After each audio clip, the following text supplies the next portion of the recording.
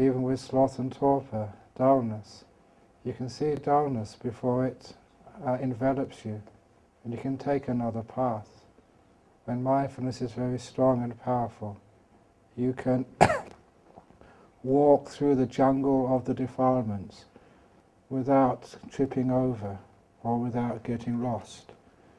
Which is why the mindfulness, once is established, makes meditation very easy. But as we all know, the trouble is establishing and developing that mindfulness to begin with. And one thing I mentioned last night, I'm going to repeat again, that the cause for the strength of mindfulness is stillness, and its enemy is the lack of sense restraint. So if one indulges in the senses, not just with seeing beautiful sights or hearing beautiful sounds, but indulges even kama vitaka, in fantasizing, in dreaming, in planning and remembering, you are taking away the energy from your mindfulness.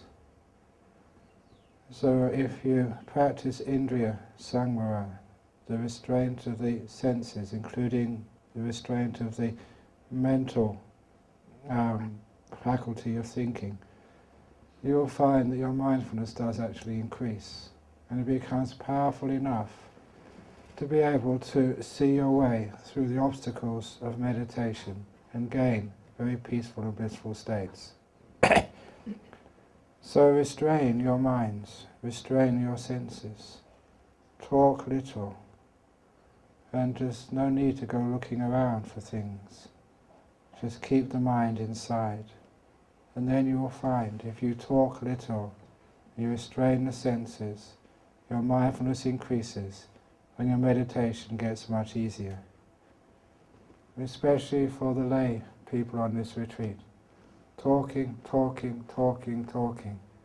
with each other means that when you close your eyes, you'll be talking to yourself, which is called the wandering mind. If you can maintain the silence outside, so you don't talk to people, you'll find it's much easier to keep silence inside when you start meditating. So when somebody talks to you on this retreat, there's no need to reply. Just take your finger and put it in front of your mouth and go. And if there's any person on this retreat who talks too much, who has a big problem, we usually can go into the town and buy some tape which we can put around their mouth. Just like they do in the movies, so they can't speak at all. Because without that sense restraint and restraint of speech, the mindfulness gets very, very weak. So to be able to get beautiful meditations, it's not just what you do once you sit down on your cushion. It's not just what you do when you start on your walking meditation path. It all begins a long time before, in your sense restraint, and also your keeping of your precepts. But once that mindfulness is strong, then you can make use of it in many ways.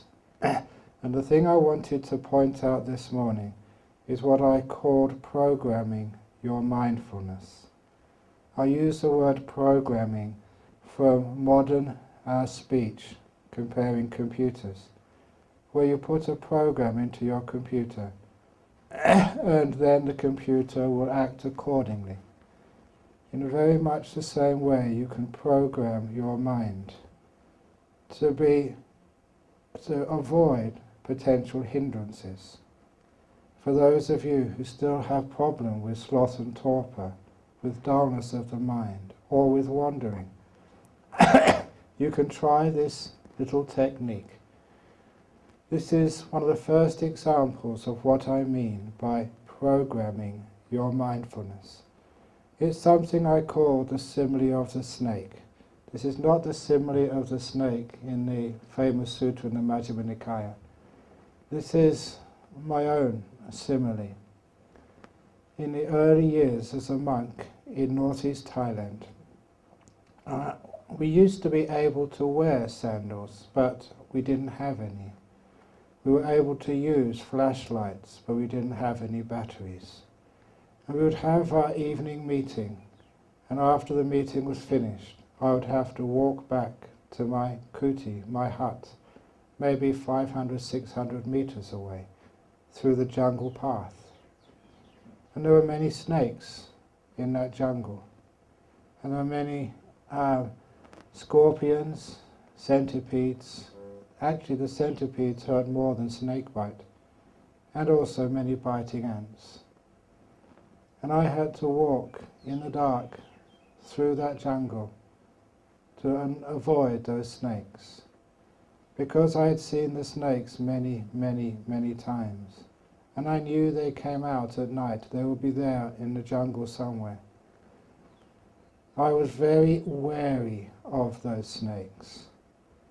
So I was always on the lookout for them. And even though I was walking either by moonlight or just by starlight, if ever I saw a dark shape across the path, I would see it very quickly because I was on the lookout for snakes. And I'd either jump over it or go by a different route, which meant even though I had no sandals or slippers, no flashlight, I never got bitten. And I use that for my meditation as a simile. Each one of you has got some of your favorite hindrances, the hindrances which seem always to stop you progressing on the path of meditation. Whichever is your most common nirvana hindrance, call that your snake. So when you start meditation, it's as if that hindrance is waiting for you somewhere on the path you're about to take. And you warn yourself. Say, for example, it's dullness. Dullness is waiting for me somewhere along the path of meditation. I have to be on the lookout for it. I have to be cautious. So if I see anything which looks like dullness just ahead of me, I will go by another path, or I will take other action to evade it. This is called programming your mindfulness. Instructing your mindfulness to be aware, on the lookout for a danger in your meditation.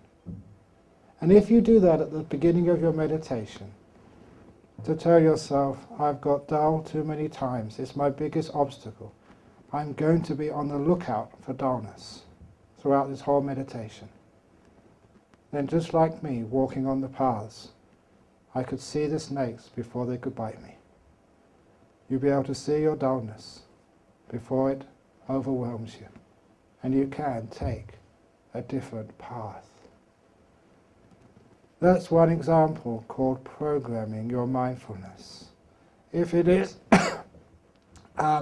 restlessness, which comes up, as many people have told me, that when the breath becomes very peaceful, but no piti sukha yet, the breath is very peaceful, so the mindfulness is not that strong to keep up with the subtle object of a subtle breath.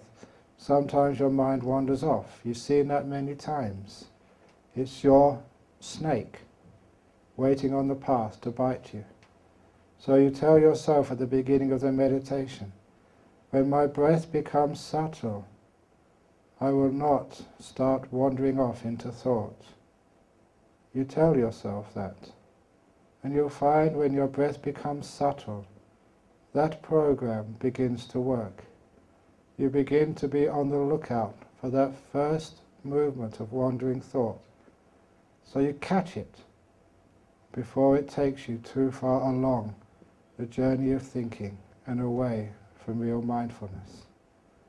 Mindfulness can be programmed.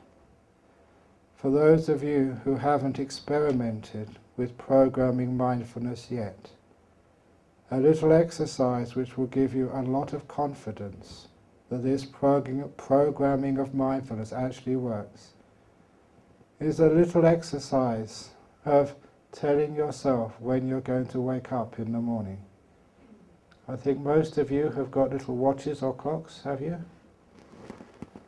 Tomorrow morning, I'm not sure what time you want to wake up. Say, it is, say 4:30, when somebody rings the bell. Tell yourself when you go to sleep tonight, I will wake up at 4:25. I will wake up at 4:25. I will wake up at 4:25. Repeat it to yourself 3 times, with as much mindfulness as you possibly can generate, so you listen attentively and carefully to those instructions.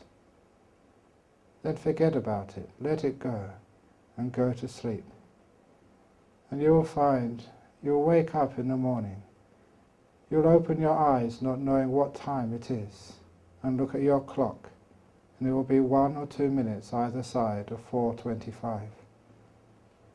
The mind or the brain somehow can store this information, and it can know what the time is, even though you're in sleep. And it wakes you up just at the right time. I learned that at my first meditation retreat, which I told you about a couple of days ago when I was a student in Cambridge. I was so surprised how well it worked. So much so that I can use that these days. If I have an appointment, if I have to catch an aircraft, I can tell myself, Ajahn Brahm, you must wake up at 2:30 tomorrow morning. You must wake up at 2:30, you must wake up at 2:30. And I can go to bed, even not setting my alarm, totally confident that around about 2:30 I'll just open my eyes and wake up. The mind works like that. Try it. Do the exercise, and it gives you confidence that it works. And that will also give you confidence you can use the same technique to program your mindfulness to avoid hindrances. Now those are just coarse hindrances. As you go deeper into meditation, the hindrances get more subtle, and their programming of mindfulness is highly effective. In fact, it really is the only tool which can work. For example, if you have a delightful, beautiful breath, and a nimitta starts to come up, and you do the old fault of, should I watch the nimitta, should I watch the breath, what should I do? That disturbs the whole process. At this stage, it is a very subtle mind, and any interference with it will stop it progressing. It's really important to leave things alone the deeper you go into meditation. So the problem comes, well, I always make the same mistake. If I interfere, the meditation falls apart. If I don't interfere, it falls apart. What should I do? And the answer is programming your mindfulness. If that is the problem you have again and again and again at the beginning of your meditation, you tell yourself, when my mind starts to move from the delightful breath onto the nimitta, I won't interfere. I'll let the mind choose whether it wants to see the light or see the breath. When I get to that point, when the delightful breath starts to turn into a nimitta, I won't choose, I will let the mind choose. You repeat these things to yourself 3 times, and then you forget it. You don't keep worrying and obsessing about that instruction, because it's been put into your brain. And once it's inside the mind, it's just waiting for that particular moment, for the instructions to become conscious to you. And this is what happens. You get to that stage where the delightful breath is about to turn into a nimitta. And instead of following your old habit of doubt and confusion of what to do, an idea just appears in your mind. Automatically, just let the mind choose. And because you didn't make that happen, you made it happen maybe half an hour beforehand, it does not disturb the process. It just guides the process into the nimitta and into deeper meditation. Because you don't do anything at that moment, it is done earlier and now it works. It doesn't disturb the mind. And for those of you who want to take this meditation into those jhanas, please practice that programming of mindfulness, because it becomes highly effective just before you enter the jhanas. You have a nimitta, and as said earlier, that nimitta, that light in the mind, has to become powerful, brilliant, and incredibly delightful. And that's such a difficult thing for many meditators to handle unless they have lots and lots and lots of experience.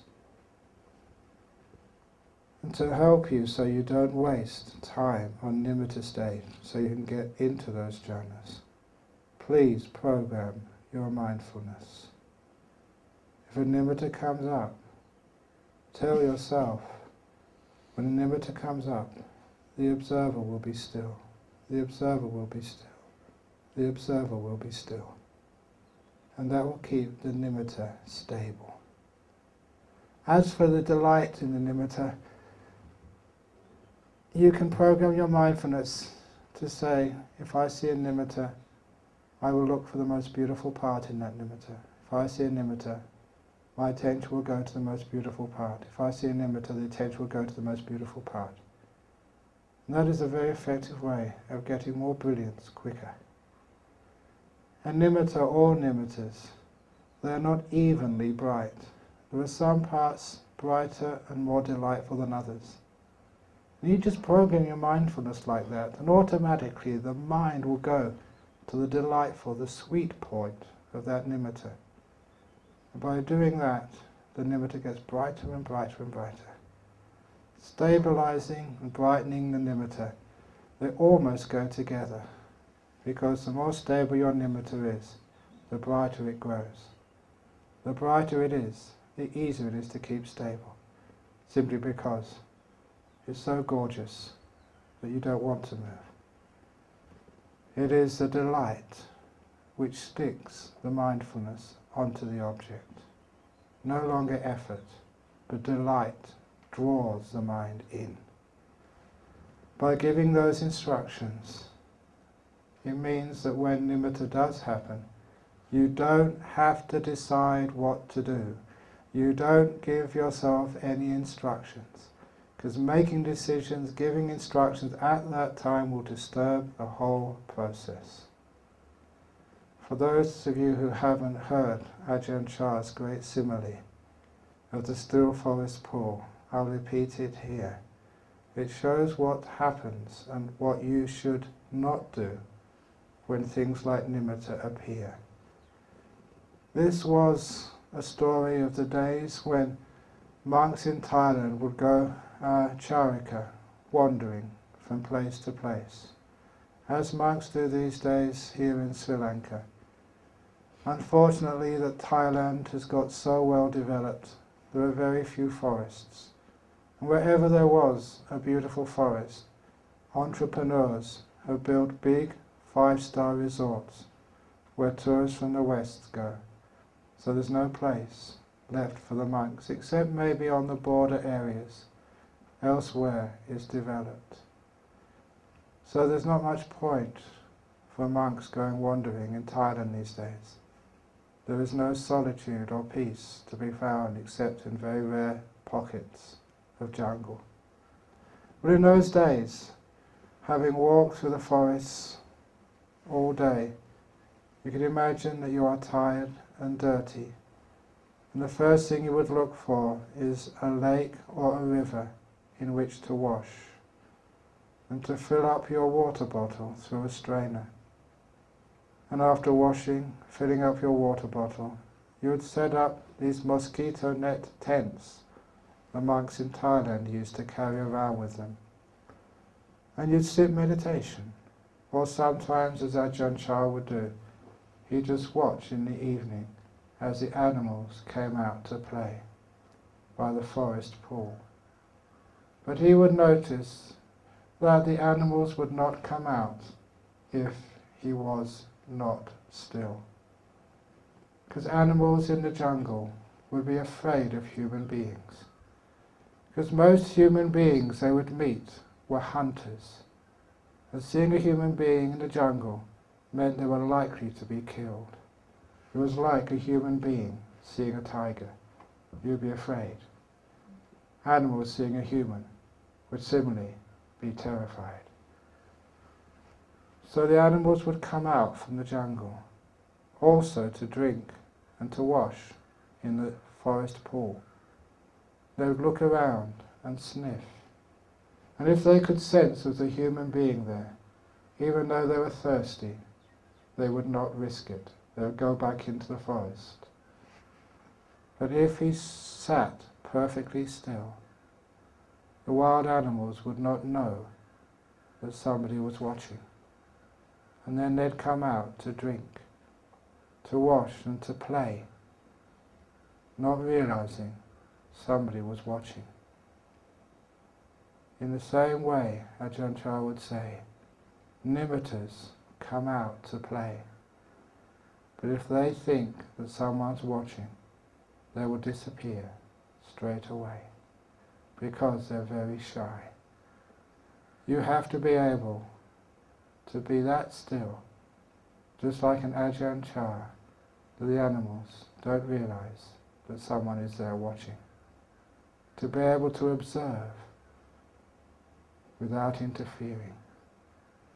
This is like I said on the first night, you have to train like a burglar. Now you have to train like CIA. To be able to watch without being seen. So, after a while you can do that. You can just sit there. And nimitta comes out and you're not interfering at all, because you know how to be still. And Ajahn Chah would continue. He said the ordinary animals would come out to play, and it was delightful to watch them. For those of you who do live in the forest, sometimes you see the animals playing, and it's delightful. I remember a time in the jungles in north of Thailand. My hut, made of wood, had a small hole in it where the knot of wood had fallen out. And I would put a bowl of water out for the birds to drink in the evening. And even though this was wild jungle, after a short while the birds knew there was water by my hut to drink and to wash. But what really surprised me, after a couple of days, these wild birds of many species organized themselves, and in the evening they would stand in line. The one in front would drink and wash first, while the second in line would wait. Once the first had finished, then the second would wait. I'd never seen birds line up like that before.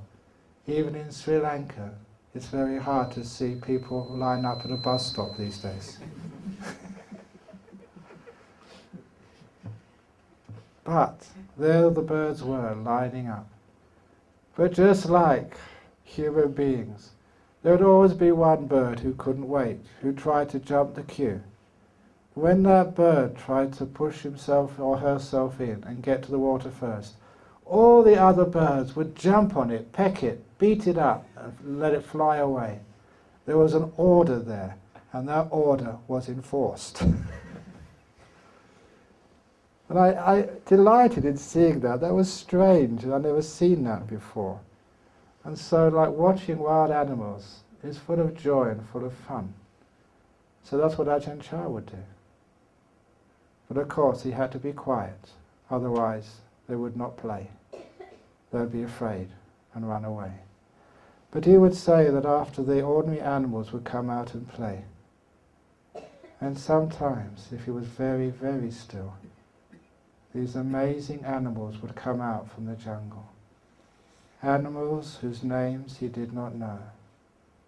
Animals which had never been described to him before by his parents or teachers. Incredibly beautiful, strange animals which were so rare. He meant the jhanas. But they would only come out when it was absolutely still. If he moved a tiny bit, they would know, and they would run away again. He said you had to be perfectly still for those animals to come out. But when they did come out, They'll give you so much joy and happiness, because they're the most amazing animals in the whole jungle, the jhanas.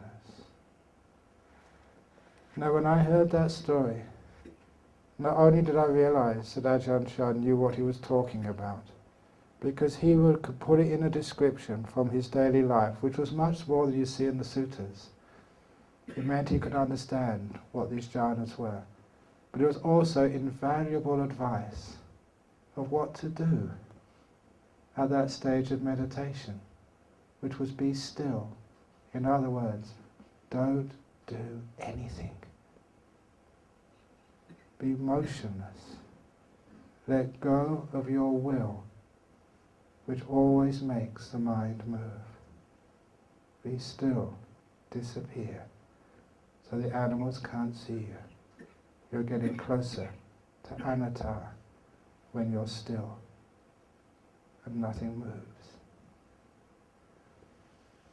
Trouble was, when I knew what to do, when the nimittas were very strong, you're about to go into jhana, I knew I was supposed to be still. But I moved. I got excited. For me, it was excitement, was my big hindrance at that stage. For many others of you, the hindrance will be fear. Those are the two big obstacles which stop you getting into the jhanas. Excitement and fear. They're in the Upakilesa Sutta, with many other Upakilesas, these fine defilements, which are the last barrier to freedom of the mind, the vimokas, to jhanas. Fear and excitement. They are mentioned there, in the Upakilesa Sutta, with many other Upakilesas, but those are the two big ones. And those are the ones which I'm going to point out to you now. Trouble is, when fear comes up, you can't say, I won't be afraid. If you do, the animals know you're there and will run away. You can't say, don't be excited, don't be excited. The animal will feel that and will run away. At that stage, if excitement comes, it's come, you've lost it. You have to start again. If fear comes, you've lost it again. And that's so frustrating. You get so close to these jhanas, and just the last step, you fail. And the way to overcome fear and excitement, the only way which I have seen works, is by programming your mindfulness. If you've had excitement a couple of times, wow, this is immense, this is amazing, I'm actually getting somewhere, this is Uttari Manusa Dhamma, this is big stuff in the path of meditation. If that starts to happen, and you realize that this is happening many times, and you're likely to have that experience in this meditation coming, you just program your mindfulness. You've sat down, you've got your body comfortable, a bit of present moment awareness and silence before you even let the breath happen. You tell yourself, when a nimitta comes and gets very bright, and I'm about to enter jhanas, I will not be excited. I will not be excited. I will not be excited. Repeat the words in your own language, in your own way, 3 times. Make the instructions very clear. One of the problems when people give instructions is unclear. So the person you're telling what to do doesn't really know what they're supposed to do. Keep it simple, keep it clear, so the message cannot be mistaken. Say it 3 times, forget it. And you'll find it's an amazing experience. You get to the stage, the last stage before you enter jhana, and you fail so many times through excitement. And excitement is about to appear. And the mind says, I will not be excited. And you realize where that came from. You put that instruction in half an hour and a half before. And now it works. And because you're not doing it, it doesn't disturb the process. As it were, the animals don't realize something's been done because you haven't said it. you have a mood.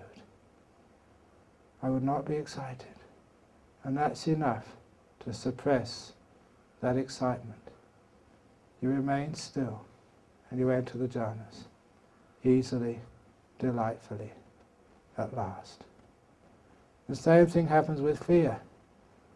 The reason why it is fearful is because whenever you have a sense of self, an atta, you will always want to keep control of things, control of your meditation.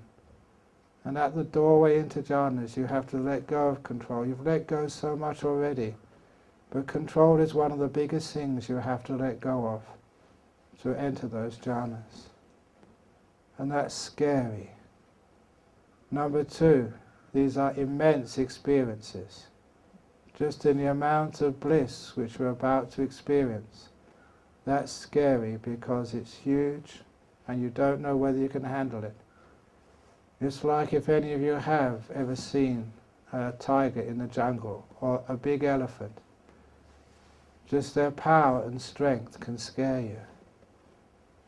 Now the jhanas are far, far more powerful than that. Their sheer immensity can be terrifying. You know that. You feel that. And so it's very easy to be afraid. One of the reasons I've been teaching jhanas for many years now is actually for me to program your mindfulness, which I've been doing for the last 2 or 3 days. In the West we call this brainwashing. And I make no secret of the fact I've been brainwashing you. Just the same way that my teacher brainwashed me, in a very beautiful way, just like the Buddha started brainwashing, conditioning you, teaching you the Dhamma.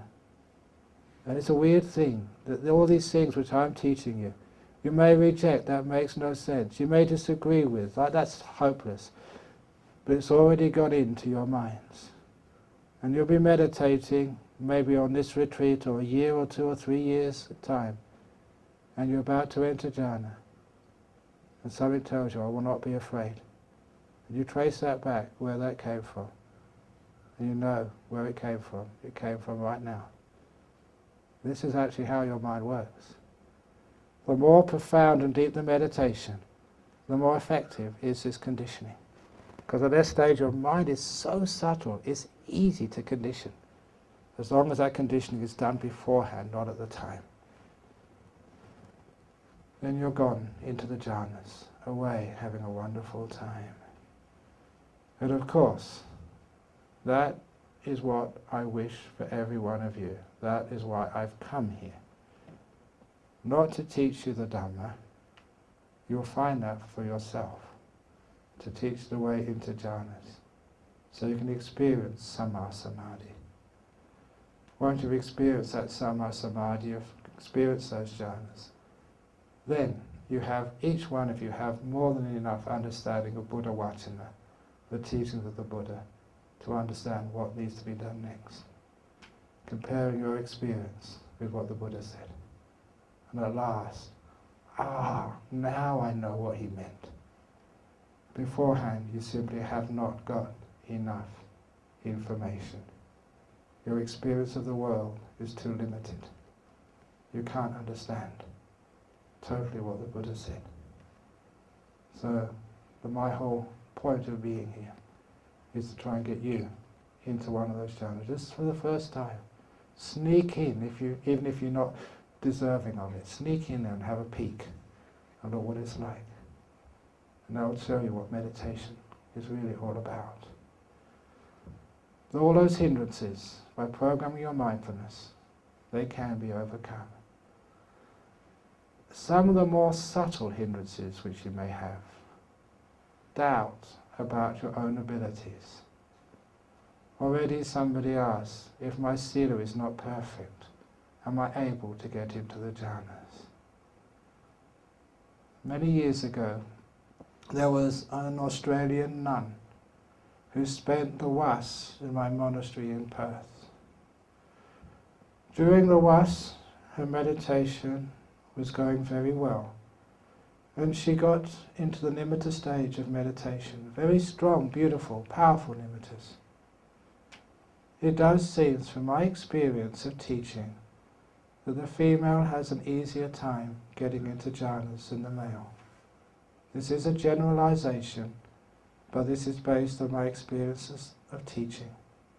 The reason is because when you get to nimitta, you have to let go of your intellectual faculties and be more emotional, to feel your way in, rather than think your way in.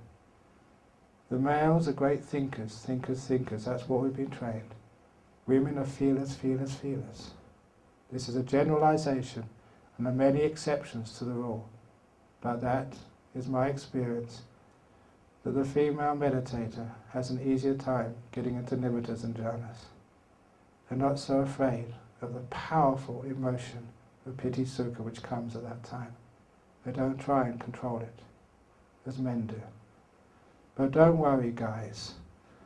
Once you do get the jhanas, you get insights much more quickly than the females. You catch up with them.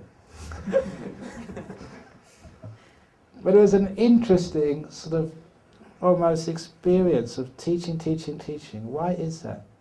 Because you do have to, guys, you have to suspend all of your intellectual judging, naming, thinking, what is this, what am I supposed to do next?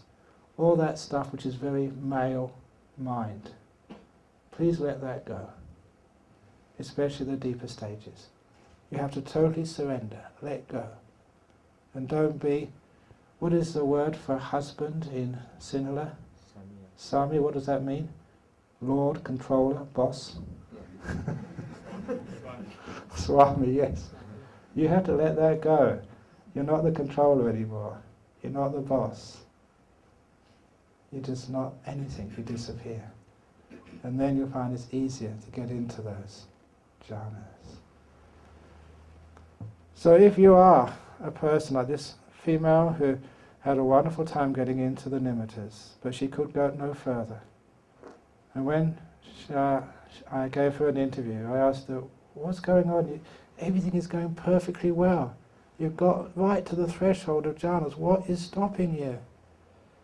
And what she said next was very typical of a Westerner and may also be part of the Sri Lankan mind as well. She said, I couldn't go further because I thought I didn't deserve it. I did not deserve to be enlightened. I didn't deserve jhanas. When I heard that, I felt so sad. It's just, why? You do deserve jhanas. You can get those jhanas. This is the Buddha's gift to you. Please, have a jhana. And said, no, I don't deserve it. So that is one of the hindrances of guilt, lack of self-esteem. You think that you're not pure enough to get a jhana. You're lay people. We can't get jhanas. Maybe the holy monks or the holy bhikkhunis and Dasasila Matas, but not me. I'm a lay person. Yes, you can. Lay people have. Western lay people, if they can. You're Buddhist. You're born in a Buddhist country. You've got much more parameters than the Westerners. We had to struggle to get to a nice Buddhist country like Sri Lanka or Thailand. You were born here. You've got Buddhism handed to you on a plate. I had to search for it. So you have got much greater good karma in the past than I had. Sometimes I look at my life. What stupid thing did I do in my past life to be born in England? It must have been something very bad. Or Austria or Germany or Poland, wherever you come from, America. Don't do that next time. But sometimes we think we don't deserve it. Or I'm a woman. You know what it's like in Sri Lanka? Sometimes you think that you're second class. I'm a woman, I can't get enlightened. Please look at the Therigatha, the poems of the enlightened sisters in the time of the Buddha. It's great women. They could do it. So can you.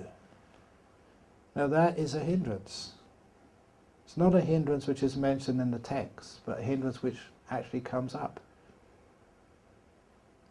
So if that is a hindrance for you, and you notice that that's one of the reasons why you can't get deep, because you think you don't deserve it, program your mindfulness.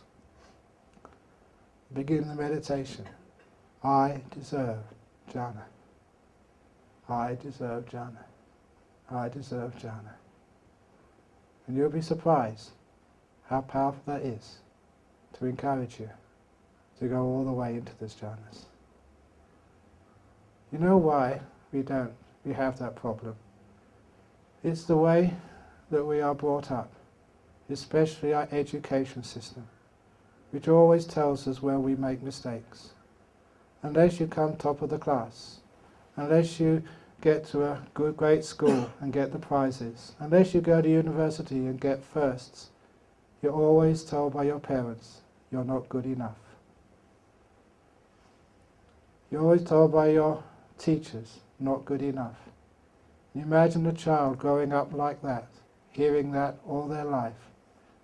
They believe they aren't good enough. And when they try and meditate, it's ingrained, conditioned in them, they're not good enough. So they think, no way can I get jhanas. But of course, you have to break that conditioning. I am good enough. I'm a human being. Enough good karma to be born as a human being in a time when the Buddha's teaching is still alive, powerful, and present for you, where you can hear the greatest of teachings. You can get the whole Tipitaka just on these little memory sticks or iPods these days.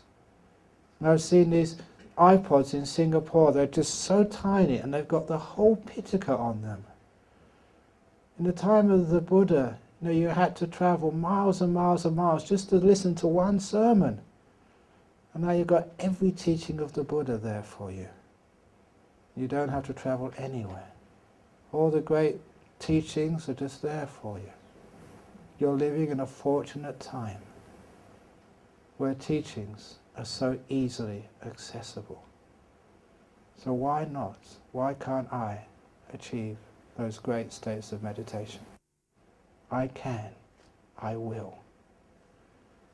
And by programming your mindfulness that way, it's amazing just how much success people have. In the West, we know this as sports psychology. Imagine that the coach of the Sri Lankan cricket team went and told all those players, you've got no hope of winning the World Cup this year. India is a far stronger team. And South Africa are coming up as well. They might even beat you.